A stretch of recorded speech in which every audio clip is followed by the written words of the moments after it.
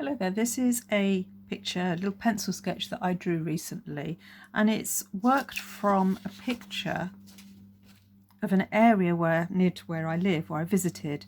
So you've got a nice sapling and a lake and bushes and so on. And today I wanted to talk about thirds in composition. So on this one, I actually folded the page. So you've got 1/3 is the top half, the sky and the tops of the trees. Sorry. And you have the middle section, which is the lake, and then the bottom section, if I was to fold that over, you can see it's all the bushes and the plants towards the front or the foreground. But you can also go this way. So you've got bushes on this side and the sapling on this side. So it's about thirds. So in other words, if I was to draw this out for you, so you have, that's your landscape piece, you have a third there, a third there. I'm not being overly accurate, as you can tell, and a third and a third. So it's working out what parts of your picture you want to have to create a pleasing composition. Now, I worked on some ideas and I drew out lots of different variations for this picture as a pencil sketch. So the first one you can see here is the scene itself, with the sapling growing up, the foreground, the middle ground, and then the foreground.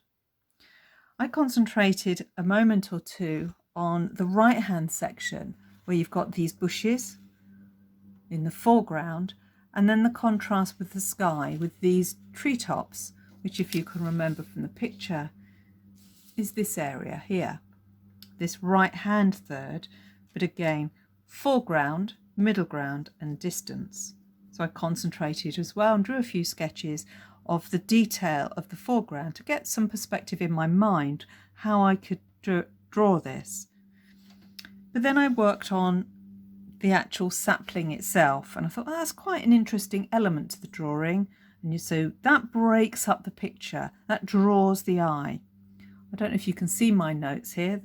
I've got the sapling growing across the water, grasses on the water's edge, then the swan sleeping here, and then we have the middle ground, and then the distance. This picture. So top third, middle third, bottom third is foreground, middle ground and distance. And if we have a look again at the drawing I actually finalised, I concentrated on the sapling taking up 2/3. That'd be one third there, second and so third. So it took across 2/3, and that means the eye is drawn across. There was a little gap here, which I quite liked, so I wanted to include that to draw the eye back down through the reeds and back to the sapling.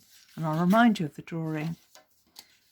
It's in the distance a bit here, but I quite like the idea of the sapling running across, taking the eye. So I've really only taken this section, and that's the fun of working on your own photography and using your own resource materials. So that's the rules of third. It's about creating a pleasing composition, and it's dividing your paper up into thirds, 1, 2, 3, or 1, 2, 3, and then using one area to draw the eye through and then taking it back round. There we go. We'll do a bit more in a moment.